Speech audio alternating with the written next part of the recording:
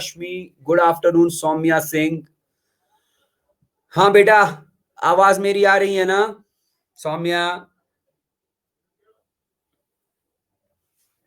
रश्मि बेटा आपको आवाज आ रही है? ग्रेट, चलिए अच्छा है। आने दीजिए लोगों को।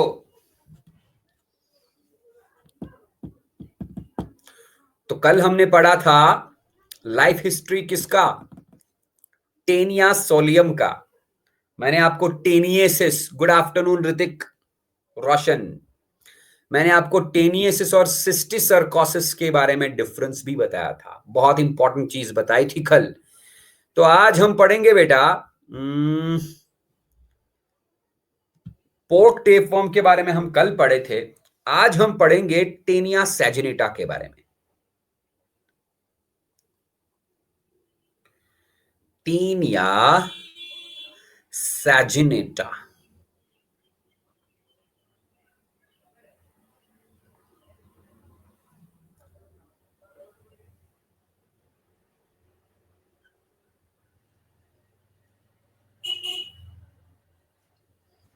बस थोड़ा सा और बच्चे ज्वाइन करेंगे, शायद 5 मिनट वेट करते हैं, ठीक है ना? Let us wait for 5 minutes.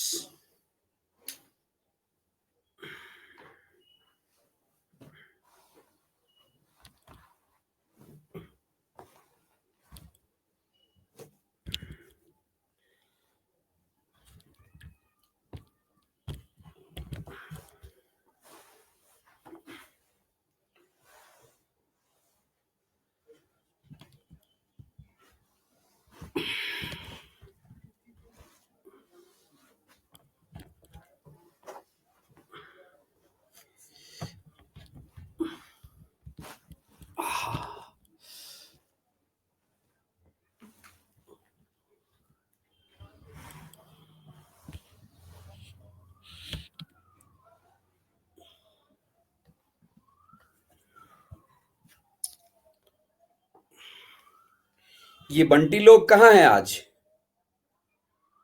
कुछ पता है क्या उनके बारे में?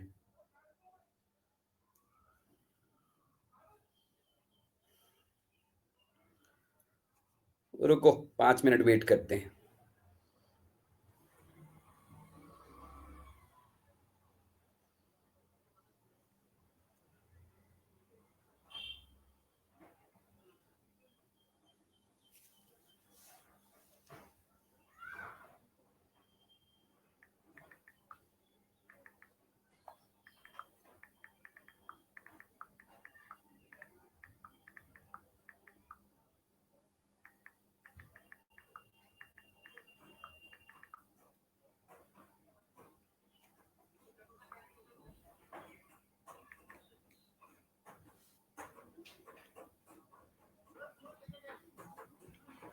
हाँ बेटा, 2 मिनट वेट कर रहे हैं बस।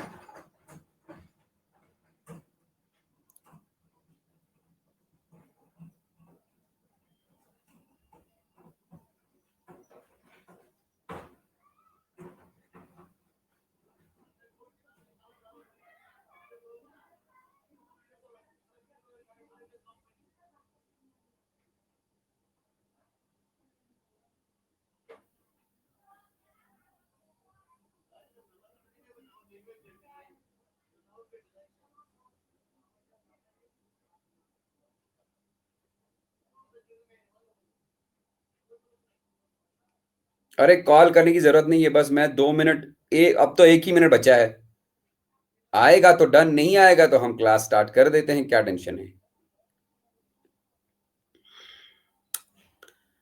बस 37 हो गया, 38 के 39 तक मैं वेट करूंगा बस, ओनली।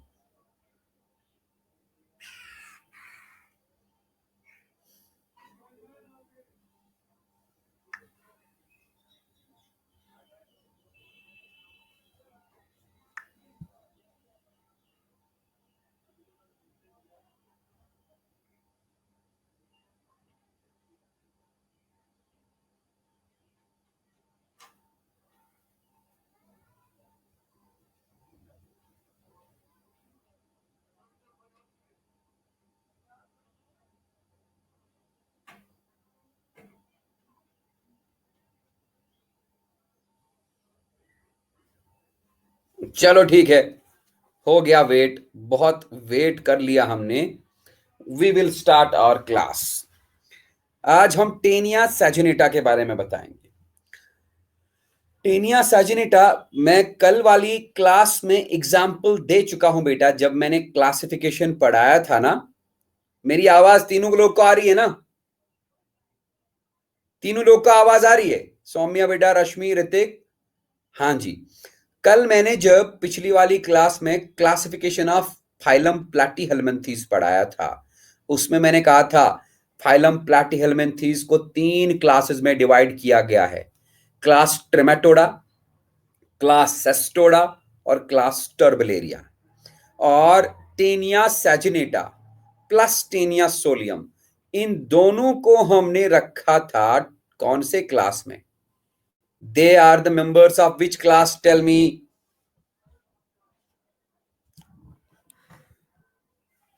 बताओ जल्दी। कल ही पढ़ाया था मैंने, नहीं बताया तो थप्पड़ मारूंगा तीनों लोग को।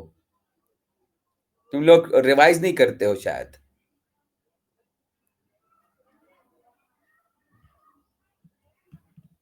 अब ये ना पूछना कि सर ऐसे थप्पड़ कैसे मारोगे, आप तो 2-3 हजार किलोमीटर दूर बैठे हो। मैं नेट के थ्रू ही भेज दूंगा थप्पड़। टेनिया सैजिनेटा बताओ।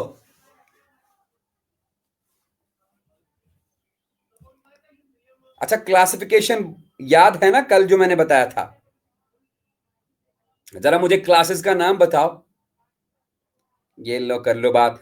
यार मैंने कहा था phylum Platyhelminthes is divided into 3 classes. Phylum Platyhelminthes के 3 क्लासेस हैं। पहला क्लास, क्लास टर्बलेरिया। टर्बलेरिया में फ्री लिविंग फ्लैटवर्म्स आते हैं। फ्री लिविंग में आते हैं कौन से?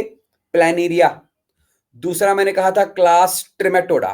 क्लास ट्रिमेटोडा में आते हैं फ्लूक्स। फ्लूक्स बोले तो इसमें लिवर फ्लूक और हाँ, तीनों बोल दिए तुमने। पहले टर्बलेरिया बोल दिया ऋतिक, बाद में ट्रिमेटोडा, अब सस्टोडा। ग्रेट। तो टेनिया सैजिनेटा और टेनिया सोलियम आते हैं क्लास सेस्टोडा में। क्लास सेस्टोडा में टेनिया सोलियम और टेनिया सैजिनेटा आते हैं। दोनों टेनिया सैजिनेटा और टेनिया सोलियम एंडोपैरासाइट्स हैं। और मैंने ये भी बताया था टेनिया सोलियम में, कल बताया था, उसमें सीडो मेटामेरिज्म होता है, फॉल्स सेगमेंटेशन। जरा इस टेनिया सैजिनेटा को देखेंगे, इसका एक डायग्राम हम ढूंढ के लाते हैं, ठीक है ना?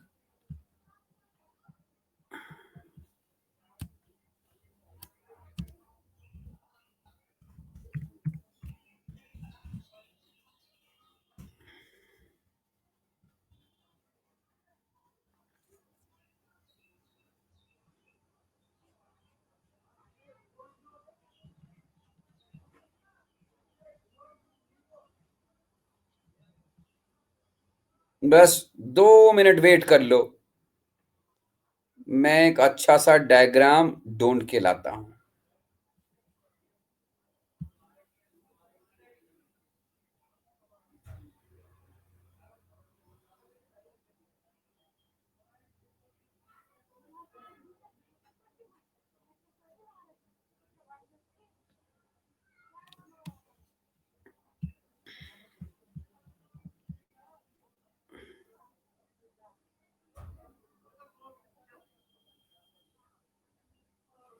टेनिया सोलियम और टेनिया सैजिनेटा अलग अलग हैं भाई। These are two different animals. तुम फिर से वही पूछ रहे हो, मैं तो यहां से ही बताया कल। कमाल है तुम्हारा।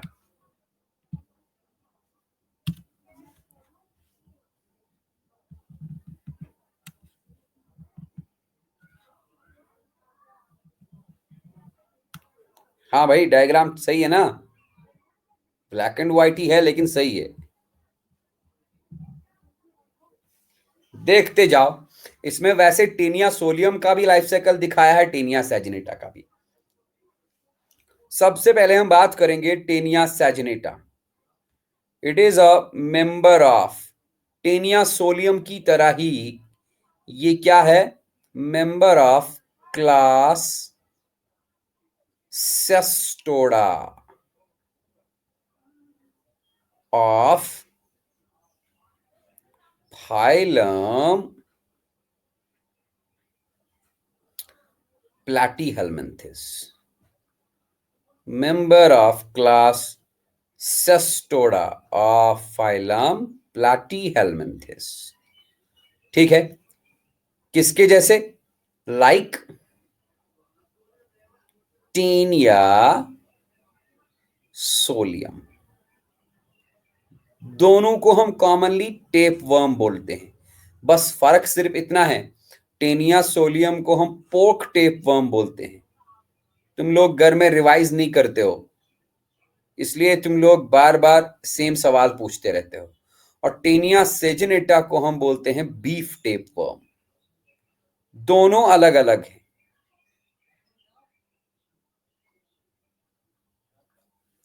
टेनिया सेजिनेटा में भी टेनिया सोलियम की तरह ही क्या होता है? Pseudo segmentation.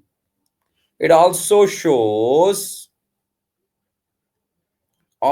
shows pseudo metamerism। I hope pseudo metamerism तुम जानते हो, मैंने कल बताया है। मतलब इसकी बॉडी भी सेगमेंट्स में डिवाइड होती है, उन सेगमेंट्स को हम प्रोग्लॉटिड्स बोलते हैं। लेकिन बेटा वो प्रोग्लॉटिड्स, वो सेगमेंट्स क्या ट्रू सेगमेंट्स नहीं होते। बाहर से सेगमेंटेशन है, लेकिन अंदर से बॉडी में कंपार्टमेंट्स या सेगमेंट्स नहीं होते। सीडो मेटामेरिज्म ये भी शो करता है, राइट। एंड ये भी एक डाइजेनेटिक पैरासाइट है। जी, it is also a digenetic parasite. Taenia solium की तरह ही ये एक डाइजेनेटिक पैरासाइट है। तो डाइजेनेटिक पैरासाइट में बता चुका हूं, वो पैरासाइट जो अपना लाइफ हिस्ट्री दो होस्ट्स के अंदर कंप्लीट करेगा, उसको हम डाइजेनेटिक पैरासाइट बोलते हैं, है ना जी। इसका अगर प्राइमरी होस्ट का बात करें, आवाज नहीं आ रही तो एक काम करता, मैं रिफ्रेश करता। अब आवाज आ रही है क्या? सौम्या बेटा, आवाज आ रही है? सौम्या,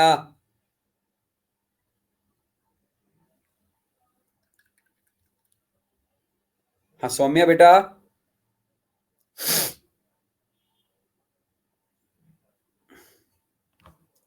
हाँ रश्मि बेटा, ऋतिक, रश्मि तुमको आवाज आ रही है? हाँ, सौम्या आपको आवाज नहीं आ रही? क्या बात है, एक मिनट। अब सौम्या बच्चे को आवाज ही नहीं आ रही।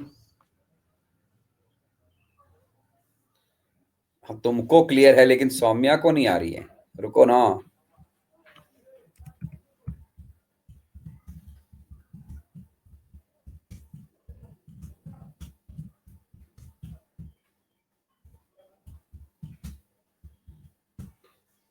हाँ सौम्या बेटा, अभी आवाज आ रही है क्या?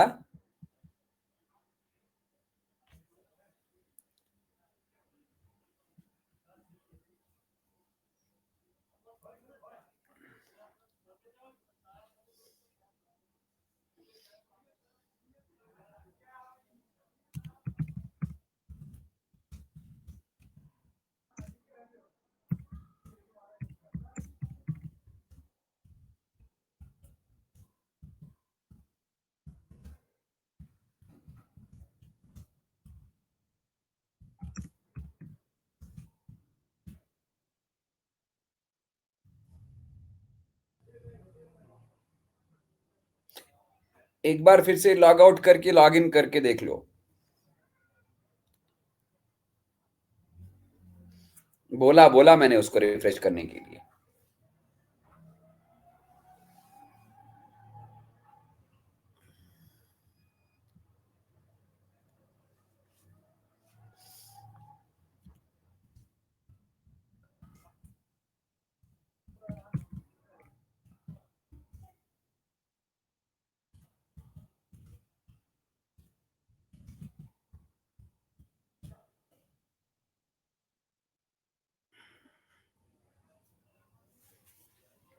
चलो तब तक हम ये लिखते हैं,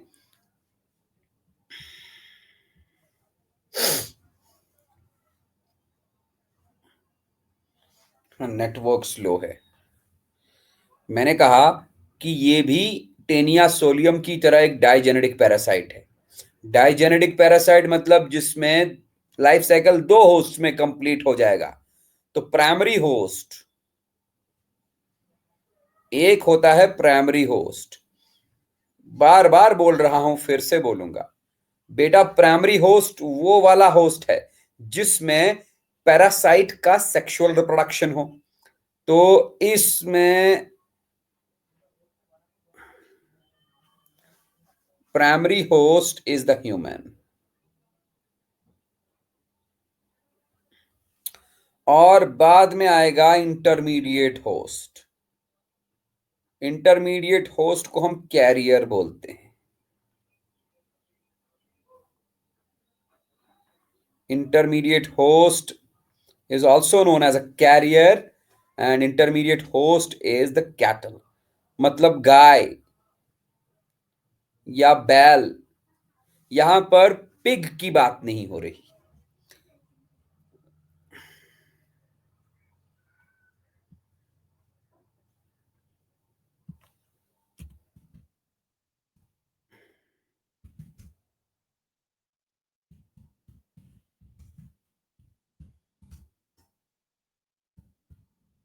एक मिनट।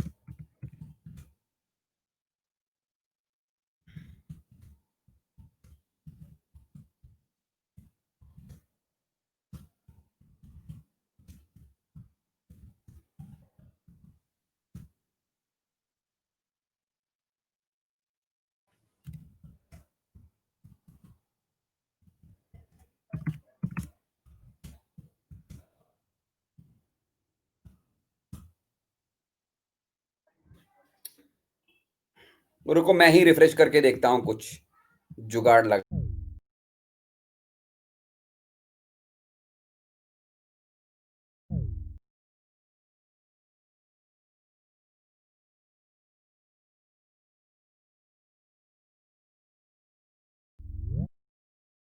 अभी आवाज आ रही है क्या? ओ तरीके।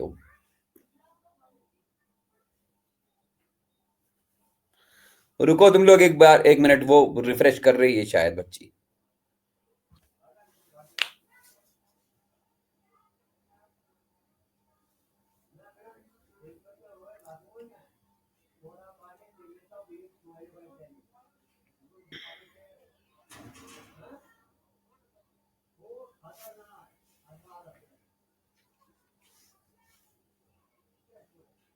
एक मिनट बेटा, वेट कर लो आप।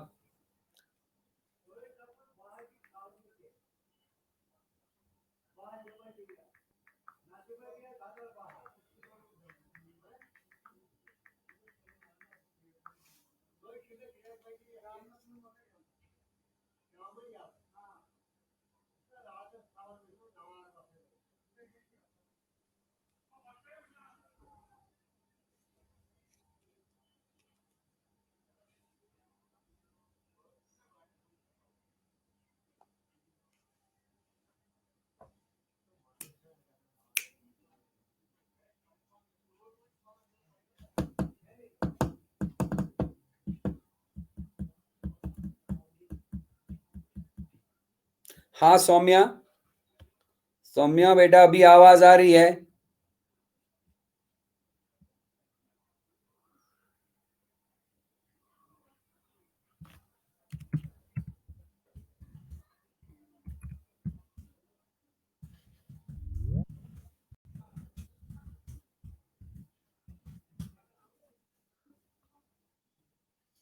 सौम्या बेटा, अभी आवाज आ रहा है क्या?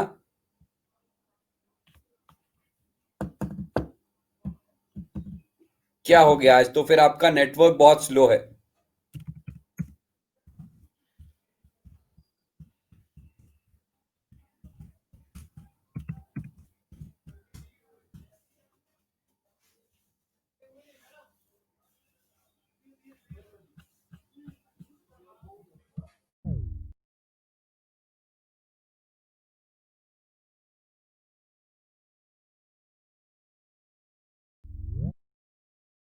चलो ठीक है, मैं पढ़ा लेता हूं। एक काम करो बेटा, आप लोग इसका स्क्रीनशॉट ले लो।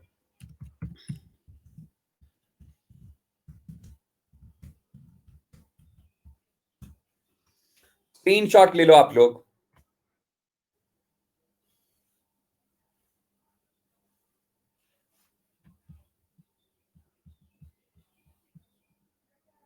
ओके,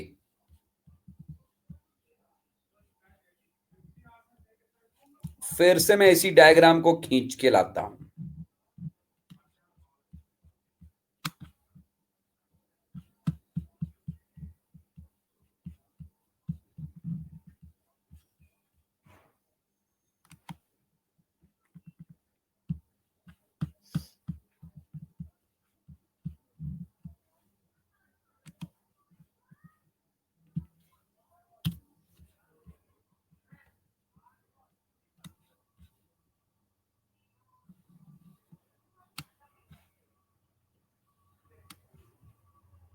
हाँ जी, देखते जाओ, ध्यान से सुनना। मैंने तुम लोग को पिछली क्लास में बताया था कि टेनिया सोलियम का जो स्कॉलेक्स होता है, स्कॉलेक्स पे 4 सकर्स और 2 रोज ऑफ हुक्स होते हैं। मैं यहां लिखूंगा, द स्कॉलेक्स ऑफ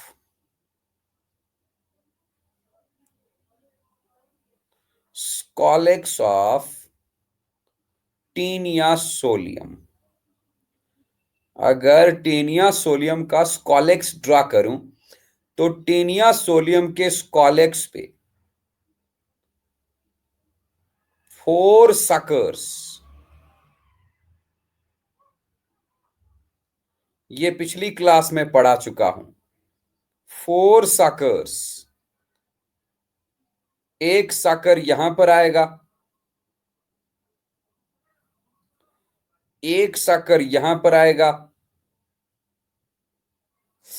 एक साकर यहां पर आएगा और एक पीछे होगा। तो कितने साकर्स? 4 साकर्स। यस, ऊपर एक और बड़ा सा साकर है, इसको अपन रोस्टेलम बोलते हैं। ये पिछली क्लास में पढ़ाया हूं। और रोस्टेलम के जस्ट सराउंडिंग में 2 रोज ऑफ हुक्स होते हैं।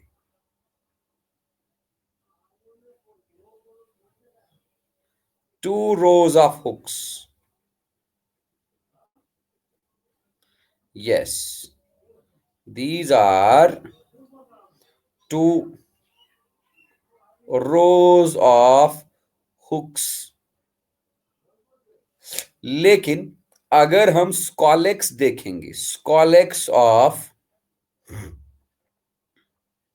टेनिया सैजिनेटा, बीफ टेप वर्म का स्कॉलेक्स अगर हम देखेंगे तो वो कुछ इस तरह का होगा बेटा।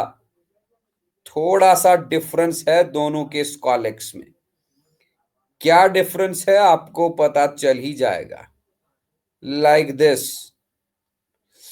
ये रहा साकर, ये रहा दूसरा साकर, ये रहा तीसरा साकर। हाँ, मैं लिखूंगा 4 साकर्स,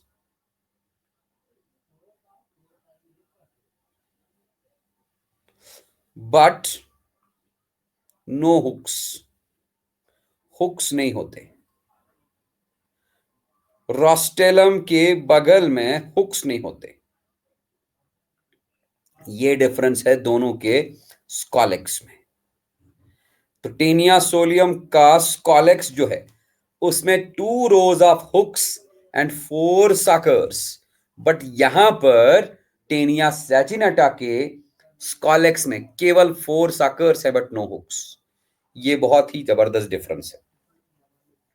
अब देखते हैं टेनिया सोलियम के लाइफ साइकिल के ऊपर हम फोकस करते हैं। सॉरी, टेनिया सैजिनेटा के लाइफ हिस्ट्री के ऊपर हम फोकस करते हैं। मैंने पहले ही कहा कि इसका प्राइमरी होस्ट मैन होता है, man is the primary host. तो मतलब ये इंसान के इंटेस्टाइन्स में होगा, है ना। इंसान के इंटेस्टाइन्स में ये सेक्सुअल रिप्रोडक्शन करेगा। क्या करेगा? Sexual reproduction. कैसे करेगा सेक्सुअल रिप्रोडक्शन? हम ये कल बोल चुके हैं। इंसान के इंटेस्टाइन में इसके जो मैच्योर प्रोग्लॉटिड्स होंगे, कौन से? Sexual reproduction inside what? Inside mature proglottids. Mature proglottids, mature proglottid में सेक्सुअल रिप्रोडक्शन हो गया, है ना। तो वो मैच्योर प्रोग्लॉटिड बाद में ग्रेविड प्रोग्लॉटिड बना। ग्रेविड प्रोग्लॉटिड में ब्रांचड यूटरस होता है। क्या होता है? ग्रेविड प्रोग्लॉटिड में ब्रांचड यूटरस होता है। ये रहा gravid proglottid. Gravid proglottid, gravid proglottid में क्या होता है? Branched uterus containing fertilized eggs, बराबर कल के जैसा। Branched uterus having fertilized eggs, having fertilized eggs। ठीक है ना जी। तो जब ये फीकल मैटर पास करेगा, लिखा है एग्स और gravid proglottids in faeces and passed in the environment. जब ये फीकल मैटर पॉटी करेगा, तो वो फीकल मैटर, यहां पर हम पिग की बात नहीं कर रहे हैं, हम कैटल, गाय या बैल की बात कर रहे हैं। तो वो फीकल मैटर सॉइल के साथ मिक्स हो जाएगा। गाय तो घास खाती है, कैटल ने क्या किया, पिग की बात नहीं करेंगे हम, ये हम पढ़ चुके हैं। Cattle become infected by ingesting vegetation. ध्यान से सुनो, कैटल क्या काम करेगा? ये गाय जो है, ये गाय वेजिटेशन खाती है, मतलब घास खाती है, ग्रास खाती है। सोचो जरा, अगर उस घास के ऊपर टेनिया सैजिनेटा के एम्ब्रायोनेटेड एग्स होंगे, या टेनिया सैजिनेटा के ग्रेविड प्रोग्लॉटिड्स होंगे, तो घास खाते खाते, कंटेमिनेटेड घास खाते खाते, ये gravid proglottids of Taenia saginata गाय के अंदर पहुंच गए, इसके इंटेस्टाइन में पहुंच गए। अब देखो क्या होगा, ऑन्कोस्फियर्स हैच। गाय के इंटेस्टाइन के अंदर ऑन्कोस्फियर्स हैच होंगे, मतलब जो ये ग्रेविड प्रोग्लॉटिड था, ये गाय के इंटेस्टाइन के अंदर फट जाएगा, उससे निकलेगा फर्टिलाइज्ड एग, जिसको हम जाइगोट भी बोलते हैं या एम्ब्रायोनेटेड एग भी बोलते हैं। वो एम्ब्रायोनेटेड एग ऑन्कोस्फियर बन जाएगा। ठीक है जी। ये ऑन्कोस्फियर पेनिट्रेट करेगा, छेद करेगा, और गाय के इंटेस्टाइनल वॉल के थ्रू जाएगा इसके ब्लड में। कहां जाएगा? गाय के ब्लड में जाएगा। तो मैं यहां लिखूंगा ऑन्कोस्फियर गोस into the blood of cow।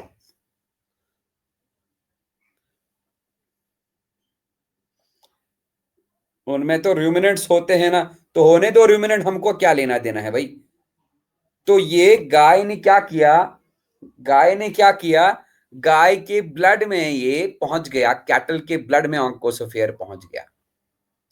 ठीक है। ऑन्कोस्फियर फिर क्या करेगा, ये ब्लड से पहुंचेगा मस्क्यूलेचर में, गाय के मसल्स में पहुंचेगा। तो ऑन्कोस्फियर्स गाय के मसल में पहुंचने के बाद कन्वर्ट हो जाएगा इनटू सिस्टिसर्कस। तो मैं बोलूंगा cysticerci, cysticerci in cow muscles, cattle muscles.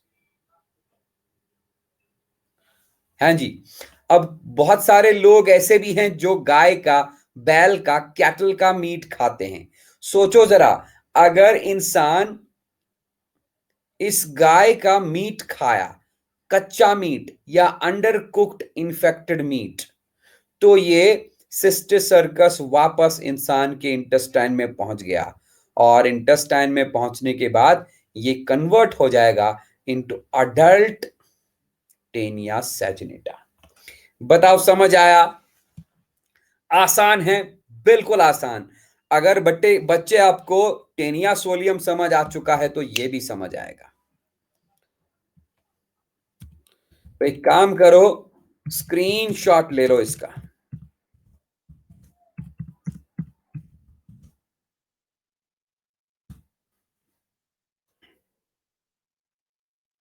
कहां पर दिक्कत है तुमको ऋतिक?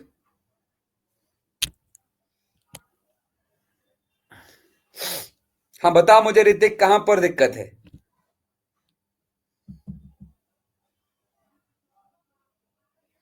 हाँ, ह्यूमन में सिस्टर सर्कस आ गया तो ह्यूमन ने कच्चा मीट खाया या अंडर कुक्ड मीट खाया, तो ह्यूमन में वापस सिस्टर सर्कस पहुंचा। वो सिस्टर सर्कस ह्यूमन के इंटेस्टाइन तक पहुंचा। ह्यूमन में इंटेस्टाइन तक पहुंचा। इंटेस्टाइन में वो सिस्टर सर्कस मैच्योर होगा, डेवलप होगा और अडल्ट बन जाएगा। वाइट से रिपीट? कहां से रिपीट? ये क्या पूछ रहे हो तुम, वाइट से रिपीट? आ गया? चलो ठीक है, स्क्रीनशॉट ले लो फिर।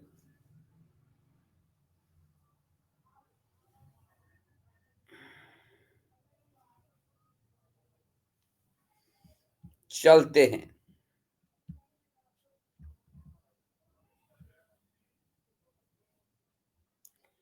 ओके बेटा, तीसरा हम बात करेंगे फैशियोला हिपैटिका के बारे में।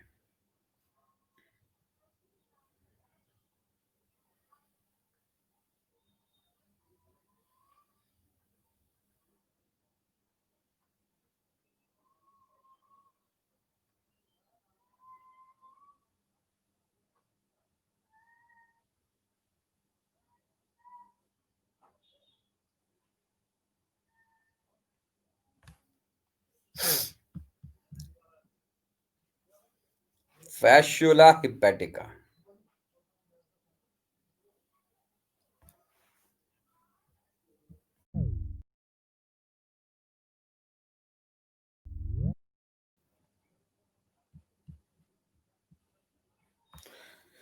तो थोड़ा सा पहले मैं लिखूंगा फैशियोला हिपैटिका क्या है। It is the member of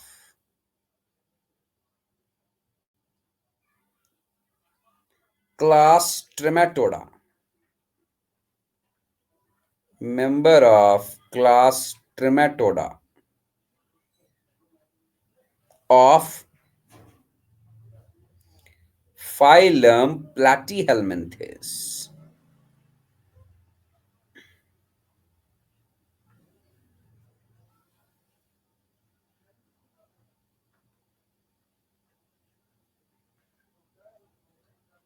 ठीक है जी। दूसरी बात, इट लैक्स सीडोमेटामेरिज्म। इनमें सीडोमेटामेरिज्म भी नहीं होता। It lacks सीडोमेटामेरिज्म।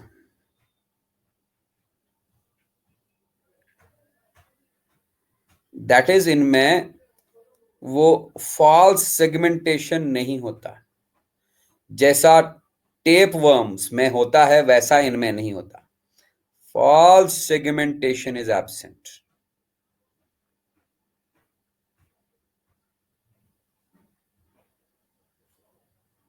Right.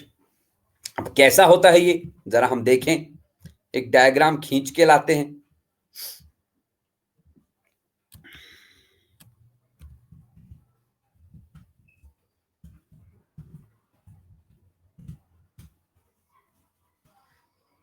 फैशियोला hepatica.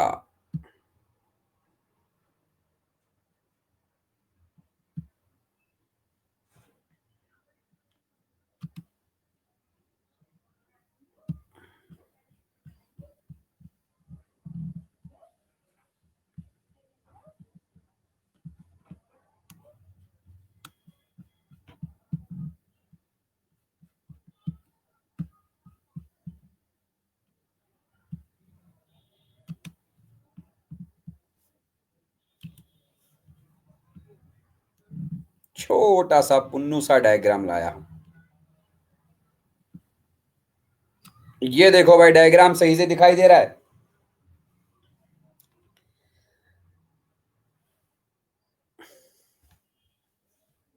Diagram दिखाई दे रहा है? यस। देख लो भाई, ये फैस्युला हिपैटिका का सिंपल एक्सटर्नल स्ट्रक्चर है। आसान सा एक्सटर्नल स्ट्रक्चर फैस्युला हिपैटिका का। देखो, ऊपर लिखा है माउथ। माउथ के ऊपर एक सकर लगा है। That sucker is known as oral sucker, है ना? और ओरल सकर के पीछे जेनेटल पोर।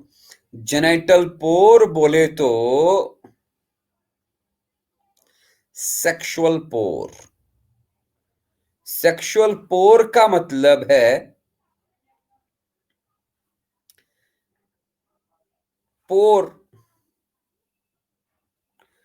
थ्रू विच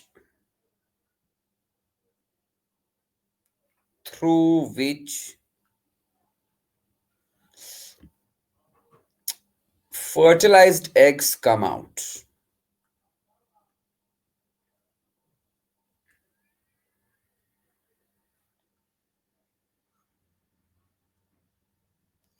जब इसमें फर्टिलाइजेशन होगा तो फर्टिलाइज्ड एग्स इसी के थ्रू बाहर आएंगे, ठीक है ना?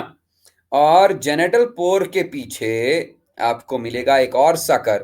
This sucker is ventral sucker, ठीक है ना? तो वेंट्रल सकर और ओरल सकर की मदद से ये होस्ट के बॉडी के साथ, होस्ट के गट के साथ अटैच रहते हैं। With the help of ventral sucker and oral sucker, they remain attached to the host gut.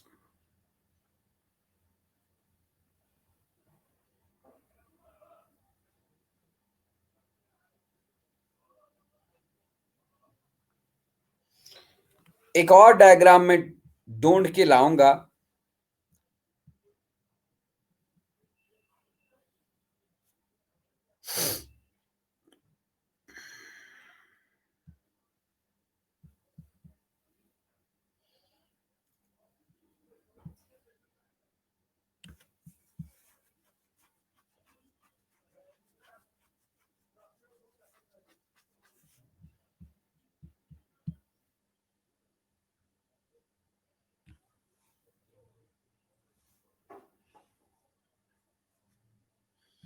चलो, डायग्राम की जरूरत नहीं है, वो बाद में देखा जाएगा। क्या बताऊं बात दोबारा भाई? इसमें समझ आने की बात क्या है? कुछ नहीं है, ये फैस्युला हिपैटिका का एक्सटर्नल स्ट्रक्चर है। मैंने बताया इनमें ओरल सकर और वेंट्रल सकर होते हैं। ओरल सकर और वेंट्रल सकर हेल्प करते हैं to remain attached to the gut of the host. So they remain attached to the host gut with the help of oral and ventral suckers.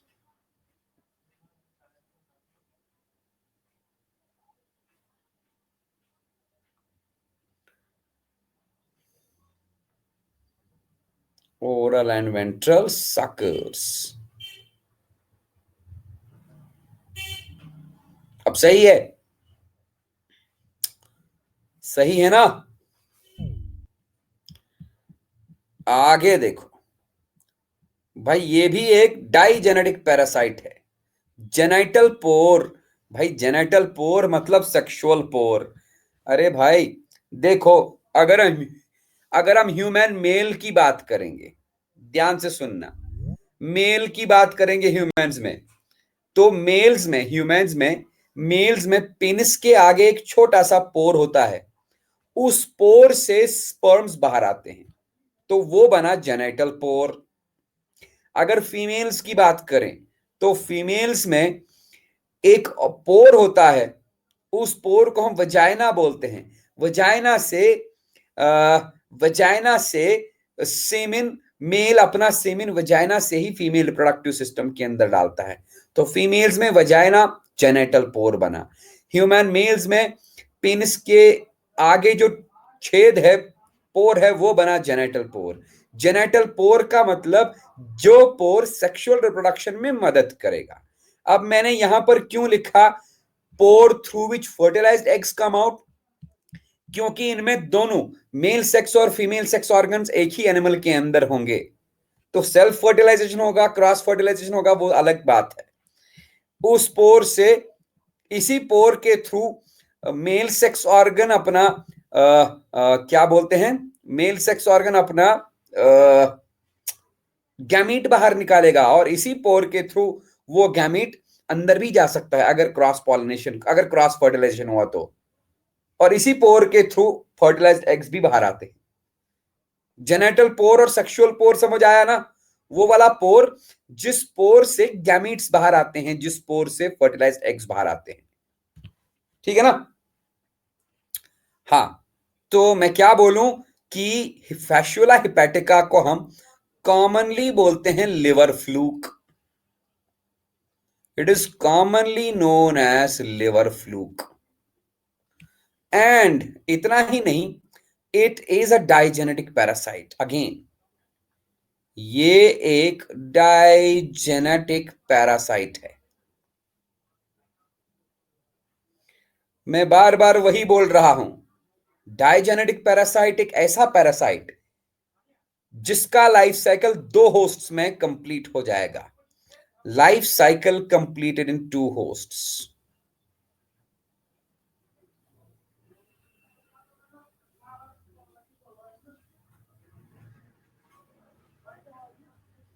Life cycle completed in two hosts. तो इसका primary host,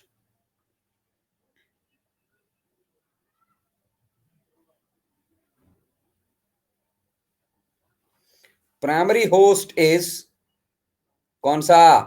primary host is sheep और गोट और sheep or goat. An intermediate host,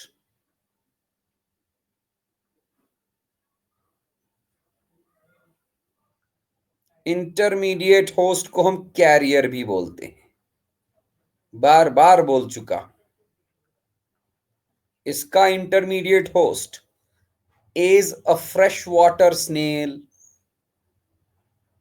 a fresh water snail. एक snail fresh water snail होगा। कौन सा snail? उसका zoological name क्या है? Zoological name is Planorbis. या एक और स्नेल हो सकता है, उसका नाम है लिम्निया पेरेग्रा। लिम्निया। ये दोनों स्नेल्स बेटा फ्रेश वाटर में रहते हैं। तो आइदर इंटरमीडिएट होस्ट या तो प्लेनॉर्बिस रहेगा या तो लिम्निया रहेगा। Limnaea, Planorbis, they both are fresh water snails. Both are fresh water snails. यहां तक क्लियर है? एक काम करो, स्क्रीनशॉट ले लो इसका, मुझे डन कर दो।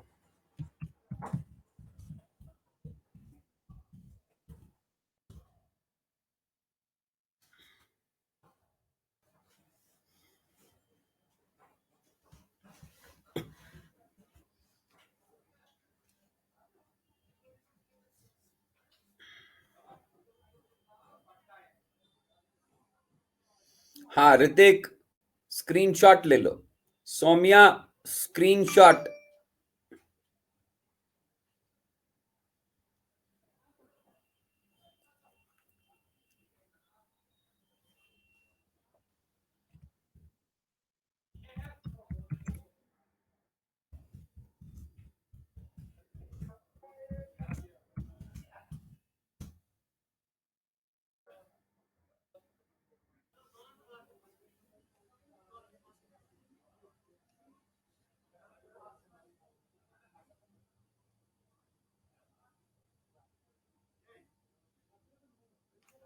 ओके, अब देखो इनका लाइफ साइकिल बहुत ही इंटरेस्टिंग है, इसका लाइफ साइकिल।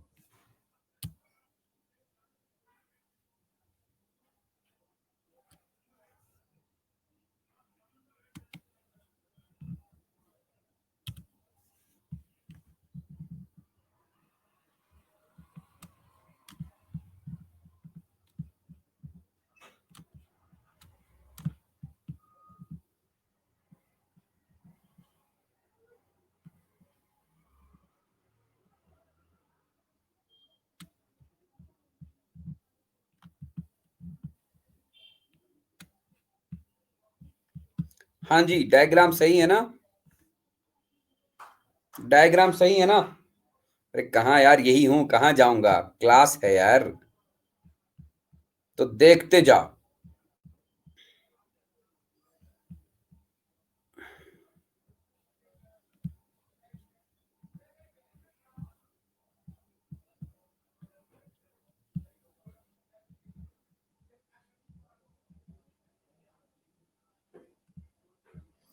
हाँ जी, इधर देखो, हम स्टार्ट कहां से करेंगे? नंबर वन यहां से। ये देखो भैया, शीप है या कैटल भी इसका प्राइमरी होस्ट हो सकता है। मैंने लिखा प्राइमरी होस्ट शीप या कैटल, ठीक है ना, या गोट, तो ये प्राइमरी होस्ट है। These are the primary hosts.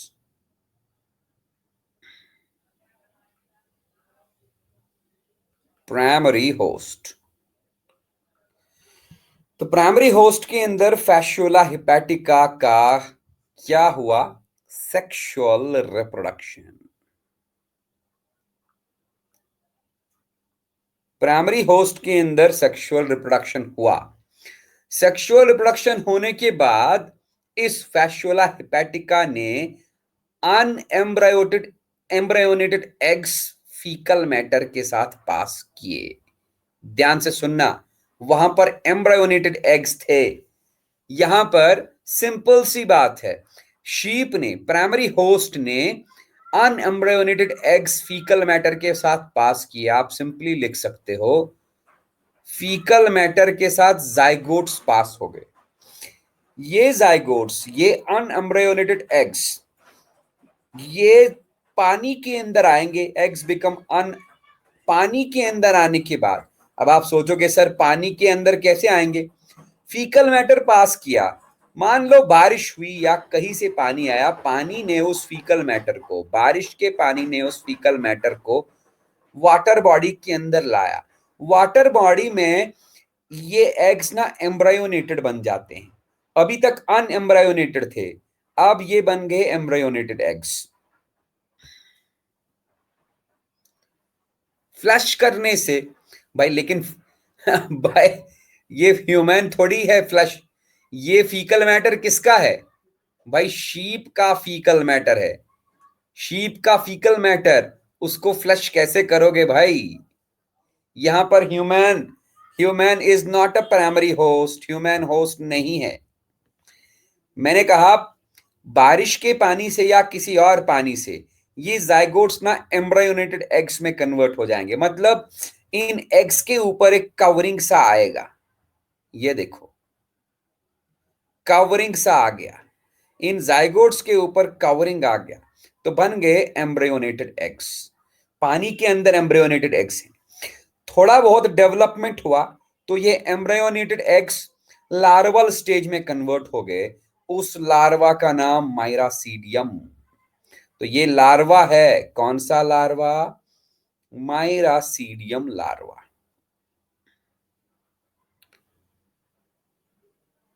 तो miracidia hatch from the eggs, embryonated egg से बाहर निकला माइरासीडियम। ये माइरासीडियम बेटा कुछ इस तरह का होता है। अगर मैं माइरासीडियम लार्वा को ड्रॉ करूं तो माइरासीडियम लार्वा में बहुत सारे हेयर लाइक स्ट्रक्चर्स होते हैं।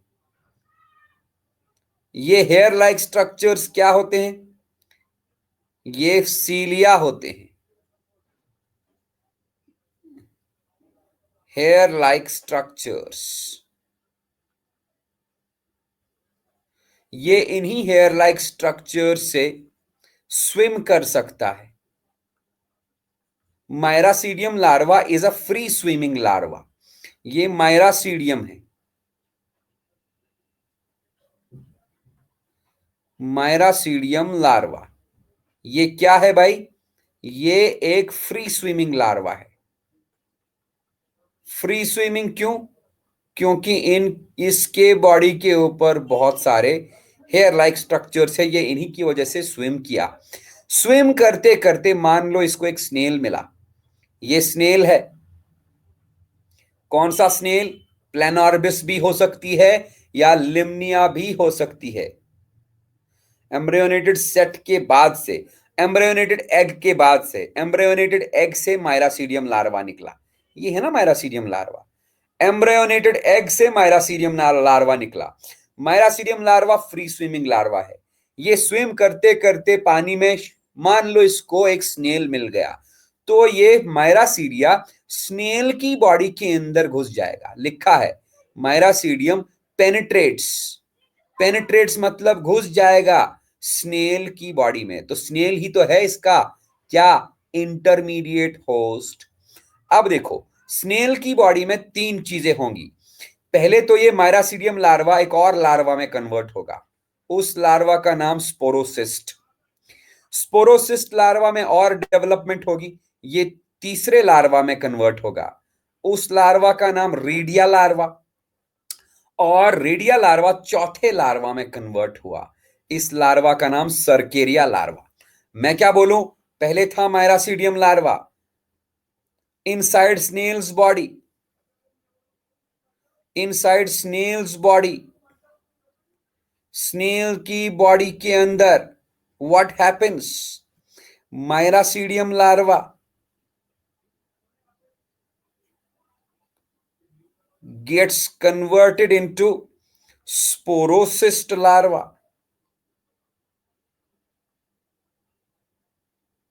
Sporocyst larva gets converted into redia larva, और redia larva gets converted to cercaria larva.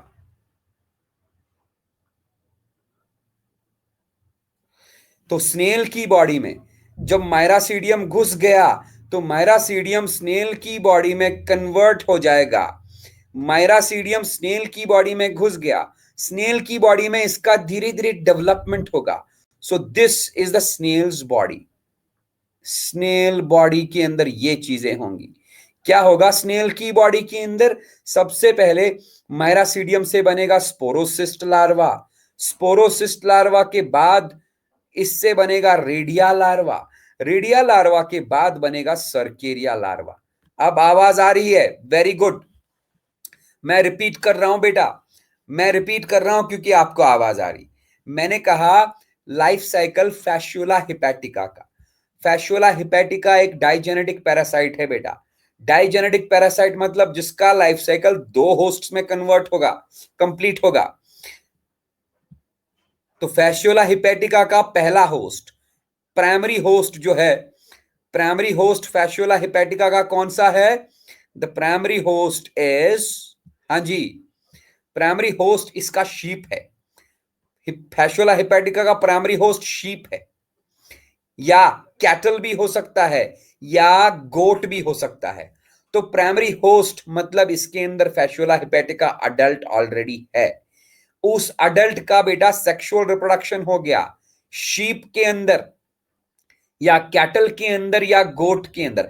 Human इसका प्राइमरी होस्ट नहीं है, इसलिए मैंने इसको क्रॉस दिया है। तो प्राइमरी होस्ट के अंदर शीप या गोट या कैटल के अंदर सेक्सुअल रिप्रोडक्शन हो गया। सेक्सुअल रिप्रोडक्शन मतलब फ्यूजन ऑफ गैमीट्स हो गया, बन गया जाइगोट। इन जाइगोट्स के बाहर कोई कवरिंग नहीं होती, इसलिए यहां लिखा है अनएम्ब्रियोनेटेड एग्स। ये अनएम्ब्रियोनेटेड एग्स फीकल मैटर के पॉटी के साथ बाहर निकलते हैं, शीप की बॉडी के साथ। और बाहर आते ही जैसे ये पानी में घुस गया, पानी में कैसे घुसेगा? बारिश के पानी से वाटर बॉडी में चला गया, या किसी ने पानी फेंका फीकल मैटर से तो ये वाटर बॉडी में चला गया। वाटर बॉडी में इन जाइगोट्स के ऊपर, इन अनएम्ब्रियोनेटेड एग्स के ऊपर कवरिंग आएगी, तब ये बनेंगे एम्ब्रियोनेटेड एग्स, और वाटर के अंदर ये एम्ब्रियोनेटेड एग्स रहेंगे। अब इन एम्ब्रियोनेटेड एग्स का वाटर के अंदर डेवलपमेंट होगा, और ये एम्ब्रियोनेटेड एग्स एक लार्वल स्टेज में कन्वर्ट होंगे। उस लार्वा का नाम बेटा माइरासीडियम लार्वा। जितने भी एम्ब्रियोनेटेड एग्स अब वाटर के अंदर हैं, उन सब से माइरासीडियम लार्वा बन चुका है। ठीक है ना? माइरासीडिया हैच फ्रॉम द एग्स। ये माइरासीडियम लार्वा बेटा फ्री स्विमिंग लार्वा होता है, क्योंकि इसके ऊपर हेयर लाइक स्ट्रक्चर्स लगे होते हैं। ये पानी में बहुत देर तक स्विम करेगा। अगर इसको एक्सीडेंटली कोई स्नेल मिल गया, फ्रेश वाटर स्नेल, तो ये स्नेल की बॉडी में घुस जाएगा। स्नेल ही तो है इसका इंटरमीडिएट होस्ट। स्नेल की बॉडी में ये माइरासीडियम लार्वा कन्वर्ट होगा, डेवलप होगा। इसका डेवलपमेंट अभी स्टार्ट हुआ ही है। तो माइरासीडियम लार्वा से स्नेल की बॉडी के अंदर बना स्पोरोसिस्ट लार्वा दिखाया है यहां पर। स्पोरोसिस्ट लार्वा के बाद तीसरा लार्वा बनेगा स्नेल की बॉडी के अंदर ही, उसका नाम है रीडिया, रीडिया लार्वा। और रीडिया लार्वा के बाद स्नेल की बॉडी के अंदर ही चौथा लार्वा बनेगा, उसका नाम है सर्केरिया लार्वा। ठीक है जी। अब ये सर्केरिया लार्वा स्नेल की बॉडी से बाहर आ गया। सर्केरिया लार्वा में टेल लाइक स्ट्रक्चर होता है। ये सर्केरिया लार्वा है, ये भी फ्री स्विमिंग है बेटा, लिखा है ऊपर फ्री स्विमिंग सर्केरिया।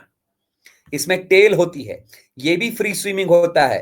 तो ये पानी में स्विम करते करते मान लो किसी प्लांट के ऊपर गया, जैसे ये प्लांट के ऊपर गया इसका टेल खत्म हो जाता है, ये कन्वर्ट हो जाता है इनटू नेक्स्ट लार्वल स्टेज। उस लार्वल स्टेज का नाम है मेटासर्केरिया। तो मतलब प्लांट के पत्ते, ग्रासेस के पत्तों के ऊपर अब आ चुका है मेटासर्केरिया लार्वा। अब सोचो, अगर इस शीप ने इस घास को खाया, इस कैटल ने इस घास को खाया, तो मेटासर्केरिया लार्वा इसी कैटल के अंदर गया, है ना? इस घास को इंसान भी खा सकता है, तो इंसान के अंदर भी जा सकता है, क्योंकि इंसान भी तो प्लांट्स को खाता है। इंसान एक डेफिनेटिव होस्ट है, मतलब जहां पर ये रिजर्व रहेगा। खैर हम इसकी बात नहीं करेंगे, हम डायरेक्टली कैटल और शीप की बात करेंगे। तो शीप ने, कैटल ने घास खाया, तो मेटासर्केरिया लार्वा कैटल के अंदर चला गया, और कैटल के अंदर ये डेवलप होगा इनटू अडल्ट फैशुला हिपैटिका। तो लाइफ साइकिल कंप्लीट हो गया। इधर देखिए, यहां लिखा है 7th में, immature flukes exist in duodenum, penetrate intestinal wall and migrate through the liver parenchyma to the bile ducts। तो होगा क्या? शीप के अंदर जैसे ये मेटासर्केरिया लार्वा आया, उससे छोटे से लिवर फ्लूक निकलेगा। वो छोटा सा लिवर फ्लूक शीप के इंटेस्टाइनल वॉल को ब्रेक कर देगा और माइग्रेट कर देगा, चला जाएगा शीप के लिवर में और बाइल डक्ट्स में। लिवर डक्ट के अंदर वही रहेगा। बताओ ये समझ आया?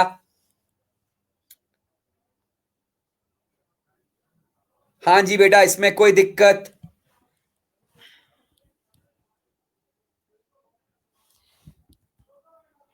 हाँ, तो एक काम करो बेटा, स्क्रीनशॉट लेके डन कर दो जल्दी से।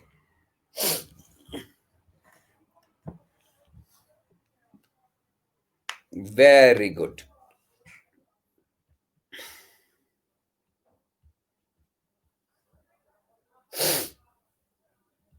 ये लो, फिर से मैं इस डायग्राम को खींच के लेके आता हूं, क्योंकि अभी हमारा काम खत्म हुआ नहीं।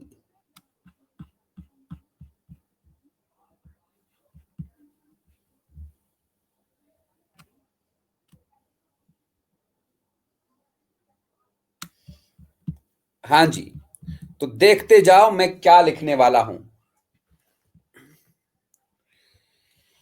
अगर मैं आपको बोलूं कि लार्वल फॉर्म्स का सीक्वेंस बताओ, larval sequence in Fasciola hepatica. कभी आपसे क्वेश्चन पूछा जा सकता है नीट में कि फैसियोला हिपैटिका में लार्वा का सीक्वेंस बताओ। इसका मतलब है पहले कौन सा लार्वा बनेगा और लास्ट में कौन सा बनेगा। तो देख ही सकते हो, सबसे पहले बनने वाला लार्वा ये रहा, इसका नाम माइरासीडियम।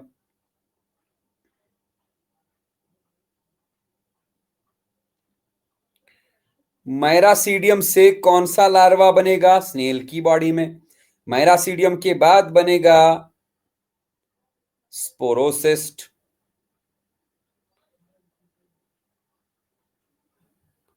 स्पोरोसिस्ट के बाद बनेगा रेडिया लार्वा।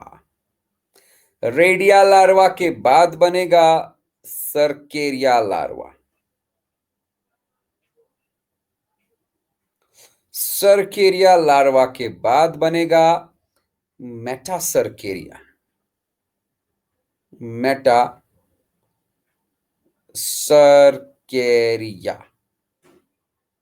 अब सोचो जरा, लिवर फ्लूक के लाइफ साइकिल में कितने लार्वल स्टेजेस आते हैं, यह पूछा जा सकता है।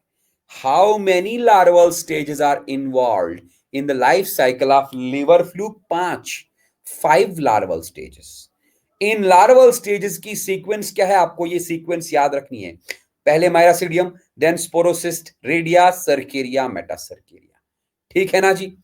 अब अगर मैं बेटा आप लोगों से पूछूं कि इनमें से फ्री स्विमिंग लार्वा कौन सा है, बताओ मुझे फ्री स्विमिंग लार्वा कौन सा है। फ्री स्विमिंग लार्वा, इन 5 में से फ्री स्विमिंग लार्वा कौन सा है? हाँ जी, टेल मी। एक तो माइरासीडियम है और सर्केरिया लार्वा भी है। Yes, free swimming larva are miracidium, क्योंकि माइरासीडियम में हेयर लाइक स्ट्रक्चर्स हैं, और सर्केरिया क्योंकि सर्केरिया में टेल लाइक स्ट्रक्चर है। ये होगी 2 बातें। बेटा अगर मैं तुम लोगों से पूछूं स्नेल की बॉडी में कौन कौन सा लार्वा होता है, लार्वी इन स्नेल्स बॉडी, बताओ।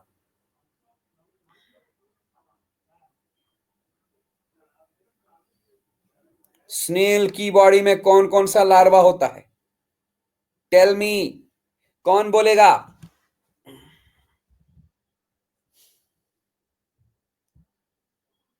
हाँ जी सौम्य बेटा, रश्मि।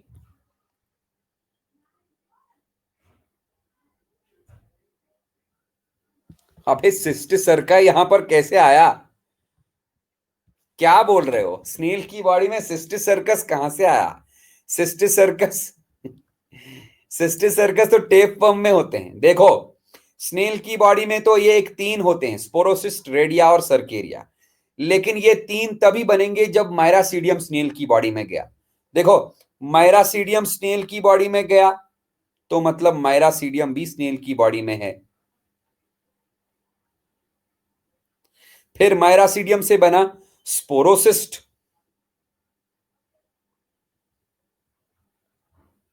स्पोरोसिस्ट से बना रेडिया, रेडिया से बना सर्केरिया। तो कुल मिला के बात यह है कि स्नेल की बॉडी में बेटा 4 आउट ऑफ 5 लार्वी होते हैं। कौन कौन सा? माइरासीडियम घुसता है, लेकिन माइरासीडियम ज्यादा देर तक नहीं रहता, वो तुरंत कन्वर्ट हो जाता है इंटू स्पोरोसिस्ट। फिर स्पोरोसिस्ट कन्वर्ट होगा इंटू रेडिया, रेडिया कन्वर्ट होगा इंटू सर्केरिया, सर्केरिया बाहर आएगा। ठीक है ना जी। अब अगर मैं पूछूं तुमसे क्वेश्चन कि स्नेल को इन्फेक्शन किस लार्वा से होता है? स्नेल्स इन्फेक्टिव लार्वा या infective stage in case of snail. बताओ, स्नेल को कौन सा लार्वा इन्फेक्ट करेगा? अरे भाई, माइरासीडियम घुसेगा ना स्नेल के अंदर, तो infective stage for snail is miracidium. क्या स्पोरोसिस्ट बोल रहे हो? माइरासीडियम घुसेगा तो तभी ना इन्फेक्शन होगा इसमें। तो स्नेल्स इन्फेक्टिव लार्वा इज माइरासीडियम। और शीप को इन्फेक्शन कौन करेगा? मैं पूछूंगा तो इन्फेक्टिव लार्वा या infective stage for sheep, infective stage for cattle, infective stage for sheep is कौन सा वाला? देखो, सर्केरिया बाहर आया स्नेल की बॉडी से, किसी पत्ते के ऊपर बैठ गया तो कन्वर्ट हो गया इनटू मेटासर्केरिया। उस पत्ते को शीप ने खाया तो मेटासर्केरिया चला गया। तो infective stage for sheep is metacercaria. अब देखो, इतना लंबा सा लाइफ साइकिल हमने बताया, लेकिन याद रखने वाले यही 1, 2, 3, 4 और 5 पॉइंट्स हैं। इन 5 पॉइंट्स को एग्जाम, नीट एग्जाम में पूछा जा सकता है, पूछा भी गया है। समझ आई बात? ये 5 पॉइंट्स बेटा तुम तभी याद रख सकते हो जब जब जब क्या, जब तुमको ये लाइफ साइकिल समझ में आएगा। Is it? इसमें कोई दिक्कत, कोई परेशानी हो तो बताओ।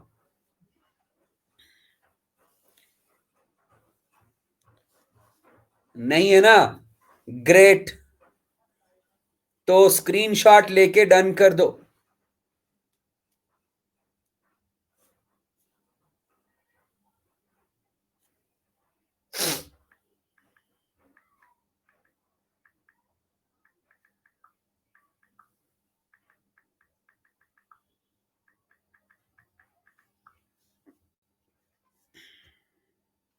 ऋतिक, स्क्रीनशॉट ले लो।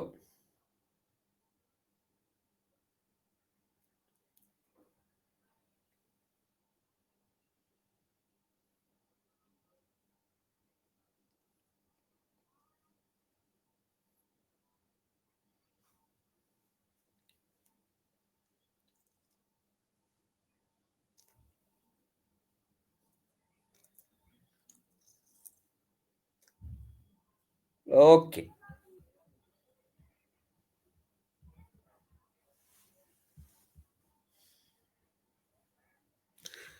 लास्ट में, आज की क्लास के लास्ट में आपको बताऊंगा एक और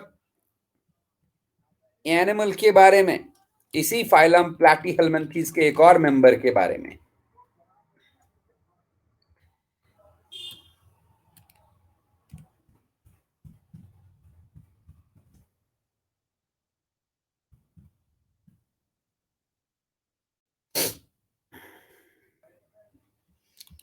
एक मिनट, मुझे डायग्राम लाने दो।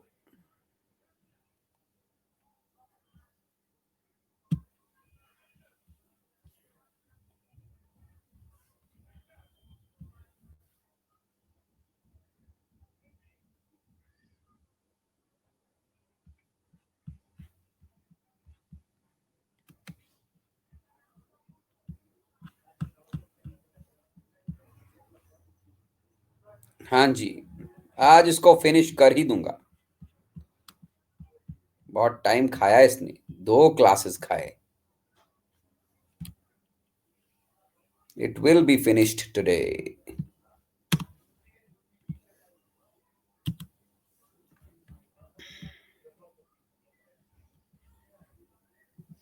मैं तुम लोग को डायग्राम ज्यादा इसलिए दिखा रहा हूं कि तुम लोग को थोड़ा सा पिक्चर तुम लोग के सामने बने कि हम लोग पढ़ क्या रहे हैं। तो ये क्या है, व्हाट इज दिस, यहां पर हम बताएंगे। This is none other than Schistosoma. Schistosoma haematobium, HAE haematobium. बहुत जबरदस्त अद्भुत प्राणी है ये।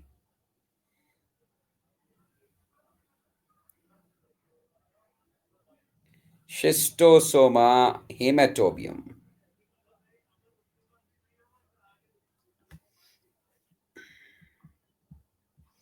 ये डायग्राम दिखाई दे रहा है ना? यस। तो क्या सीन क्या है इसका? सबसे पहली बात, it is also known as blood fluke. इसका कॉमन नेम भैया ब्लड फ्लूक है। ठीक है जी। एंड दूसरी बात, it is the member of phylum Platyhelminthes.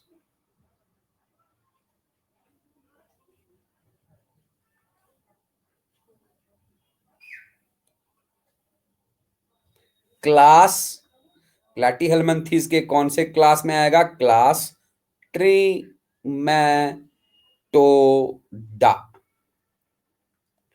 ठीक है। इसके बारे में सबसे अद्भुत बात, सबसे आश्चर्यचकित बात यह है कि तुम लोग को शायद याद हो, मैंने तुम लोग को बताया था प्लैटीहेलमिन्थेस में सेक्सेस सेपरेट नहीं होते, एनिमल्स बाइसेक्सुअल होते हैं। ये प्लैटीहेलमिन्थेस का इकलौता ऐसा मेंबर है जिसमें मेल अलग और फीमेल अलग होगा। So here sexes are separate. Sexes are separate. That is, male and female individuals, male individual and female individuals are separate.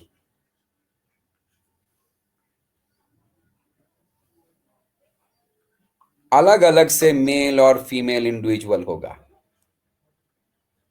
इस डायग्राम की तरफ बेटा तुम लोग ध्यान दे दोगे।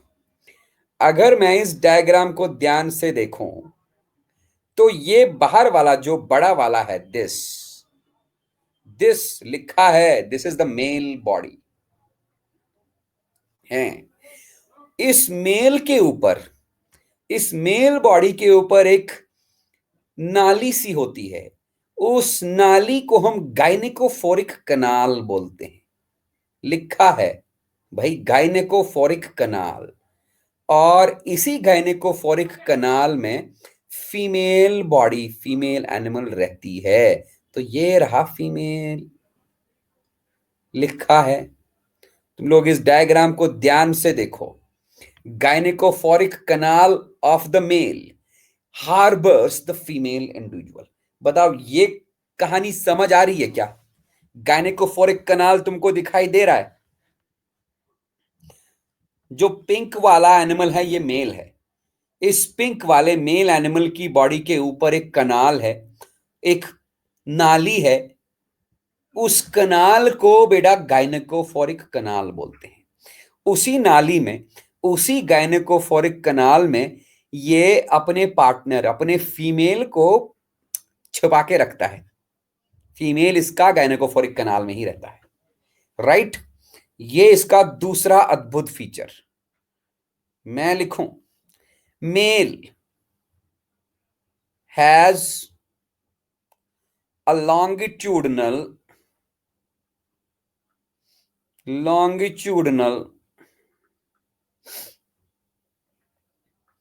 gynecophoric canal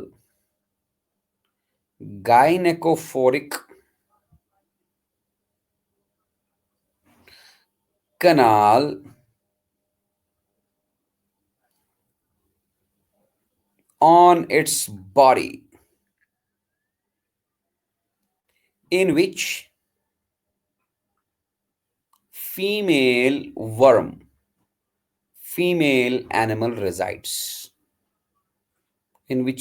animal resides. ये रहे दो इंपॉर्टेंट फीचर्स इसके। बाकी सारे प्लैटीहेलमिन्थेस में सेक्सेस सेपरेट नहीं होते, वो बाइसेक्सुअल होते हैं, वो मोनोइशियस होते हैं। हेयर ये इकलौता ऐसा प्लैटीहेल्मिन्थीज आपको मिलेगा जिसमें सेक्सेस सेपरेट हैं, मेल और फीमेल इंडिविजुअल अलग अलग है। ध्यान से सुनना, मैंने लिखा here sexes are separate, that is male and female individuals are separate, but in other platyhelminthes sexes are not separate, the individuals, the animals are bisexual. ध्यान से सुनना, मैं लिखूं in other platyhelminthes, in other platyhelminthes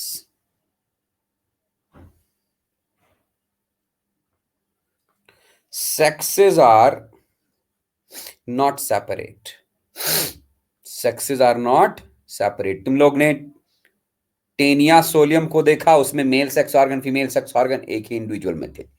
Fasciola hepatica को देखा, उसमें भी male female एक ही इंडिविजुअल में थे। तो मतलब in other Platyhelminthes sexes are not separate, that is they are bisexual, they are bisexual. कहां एक ही बॉडी में रहेंगे यार, दो बॉडीज हैं ये तो, ये फीमेल बॉडी है अलग और ये मेल बॉडी। हाँ, बस मेल बॉडी के ऊपर एक कनाल रहती है, वहां पर फीमेल रहती है, लेकिन वो अलग भी, कभी कभी अलग भी हो जाती है। वो रेड वाला, हाँ रेड वाला जो है ये अलग है, ये दो दो लोग हैं। रेड वाला जो है ये अलग है, फीमेल है। Two bodies, there are two bodies, red वाला अलग बॉडी है, पिंक वाला अलग बॉडी है। ठीक है ना जी? Is it clear? यहां तक समझ आ गया ना? बस 2 मिनट मुझे वेट, 1 मिनट वेट करो।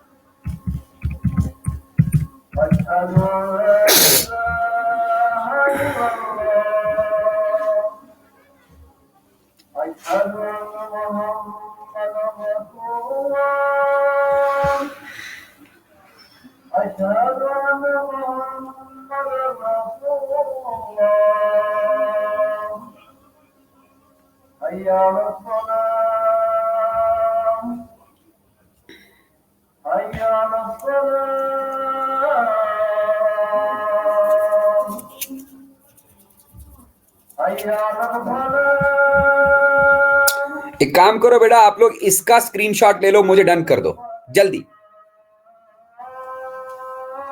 स्क्रीनशॉट लेके डन कर दो।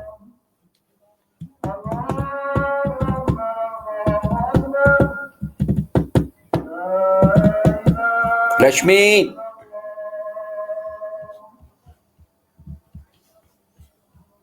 ग्रेट। लास्ट में मैं इसका लाइफ साइकिल वैसे चाहिए तो नहीं था, लेकिन बता ही देता हूं। अब इतना सारा बता दिए हैं तो ये थोड़ा सा और सही है ना? इतना सारा बता दिए तो ये थोड़ा सा और सही।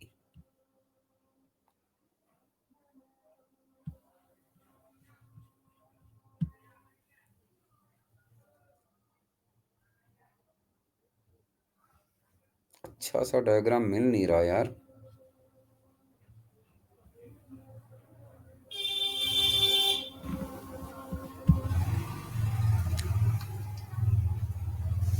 मिल गया, मिल गया।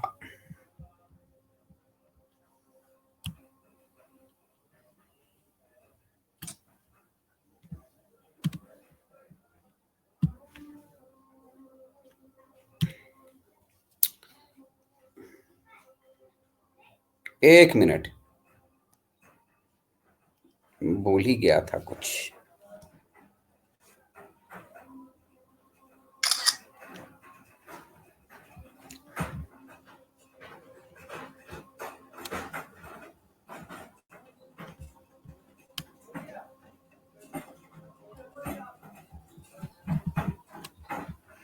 हाँ जी भाई, डायग्राम क्लियर है ना?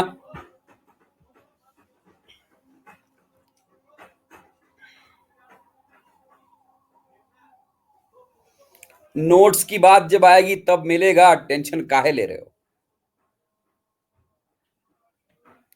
अरे भाई, रिवाइज करने के लिए तुम्हारे पास स्क्रीनशॉट जो है ना, उस स्क्रीनशॉट से तुम बहुत बढ़िया से नोट्स बना सकते हो। टेंशन काहे लेते हो?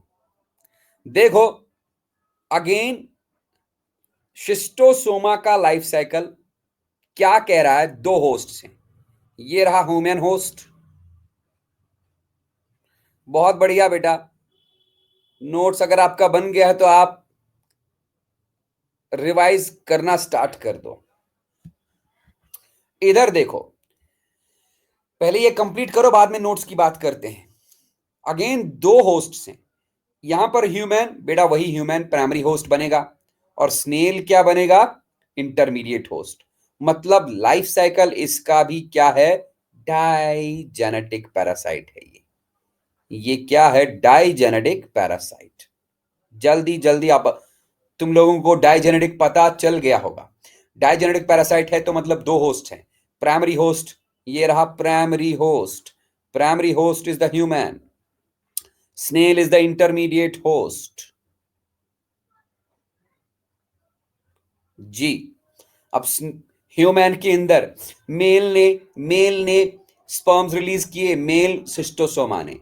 ह्यूमन इंटेस्टाइन के अंदर लिखा है अडल्ट, सॉरी इंटेस्टाइन नहीं, adult in blood vessels. Human के ब्लड वेसल्स में, इंसान के ब्लड वेसल्स में मेल शिस्टोसोमा भी है और फीमेल शिस्टोसोमा भी है। तो ब्लड वेसल्स के अंदर ही क्या हुआ? ब्लड वेसल के अंदर ही क्या हुआ? फर्टिलाइजेशन होगा। ध्यान से सुनना, मैं क्या लिखूंगा। फर्टिलाइजेशन बोले तो सेक्सुअल रिप्रोडक्शन। फर्टिलाइजेशन कहां पर? In the blood vessels of man या ह्यूमंस। आपको इसके बारे में नहीं जानना, इसके बारे में नहीं जानना, ये हेमेटोबियम वाले के बारे में जानना है। फर्टिलाइजेशन के बाद क्या बना? फर्टिलाइजेशन के बाद बना जाइगोट। बेटा वो जाइगोट्स, क्योंकि यूरिन ब्लड से ही बनता है, वो जाइगोट्स यूरिन के थ्रू बाहर आएंगे। लेकिन कौन से जाइगोट्स होंगे? बेटा ये एम्ब्रायोनेटेड जाइगोट्स होंगे। एम्ब्रायोनेटेड एग्स। आपने, मैं पढ़ाऊंगा आपको, यूरिन ब्लड से ही बनता है, या शायद 10th क्लास में पढ़ा हो। जब किडनीज के अंदर ब्लड जाता है उसी ब्लड से यूरिन बनेगा। सोचो जरा, अगर उस ब्लड में जाइगोट्स ऑफ शिस्टोसोमा हेमेटोबियम होंगे तो वो जाइगोट्स मतलब एम्ब्रायोनेटेड एग्स हैं, वही एम्ब्रायोनेटेड एग्स यूरिन के साथ बाहर आएंगे। तो यूरिन के साथ जब एम्ब्रायोनेटेड एग बाहर आया, पानी में गया यूरिन, अगर पानी में गया तो पानी में वो कन्वर्ट होगा इनटू माइरासीडियम लार्वा। देन ये माइरासीडियम लार्वा स्नेल के अंदर चला जाएगा। स्नेल के अंदर जाने से स्पोरोसिस्ट लार्वा बनेगा। जी, और स्पोरोसिस्ट के बाद सर्केरिया लार्वा। ध्यान से देखो, यहां पर रेडिया लार्वा नहीं है, ठीक है ना? सर्केरिया लार्वा बाहर निकलेगा और इंसान की स्किन को पेनिट्रेट करके वापस पहुंच सकता है इंसान के ब्लड में। तो यहां पर माइरासीडियम, स्पोरोसिस्ट, सर्केरिया, और सर्केरिया के बाद मेटासर्केरिया नहीं होगा, डायरेक्टली अडल्ट आएगा। समझ आई बात? क्या क्या मैं बोला? माइरासीडियम, माइरासीडियम घुस गया स्नेल के अंदर। स्नेल के अंदर घुसने के बाद ये कन्वर्ट होगा इनटू स्पोरोसिस्ट। स्पोरोसिस्ट के बाद स्नेल के अंदर ही बनेगा सर्केरिया, और यही सर्केरिया बाहर निकलेगा स्नेल की बॉडी से और वापस इंसान के ब्लड में जाएगा, इंसान को इन्फेक्ट करेगा। इन्फेक्ट्स ह्यूमंस लिखा है। तो इन्फेक्टिव स्टेज यहां पर ह्यूमंस के लिए कौन सा होगा? सर्केरिया। और infective stage for snails is miracidium again. I hope तुम लोग को ये समझ आया होगा। इसका स्क्रीनशॉट ले लो बेटा जल्दी से। हाँ, ये कहां होता है? इंसान के ब्लड वेसल्स में होता। ये इंटेस्टाइन इंटेस्टाइन में नहीं होता। लिखा है ऊपर, यहां पर लिखा है अडल्ट्स इन ब्लड वेसल्स। तभी तो ब्लड फ्लूक बोलते हैं इसको। हो गया ना स्क्रीनशॉट? तो ठीक है, इसके साथ हमारा फाइलम प्लैटीहेल्मिन्थीस खत्म हो गया। अगली क्लास में हम फाइलम एस्कहेल्मिन्थीस, या जिसको हम निमेटोडा बोलते हैं, वो पढ़ाएंगे। तब तक के लिए बेटा goodbye and take care.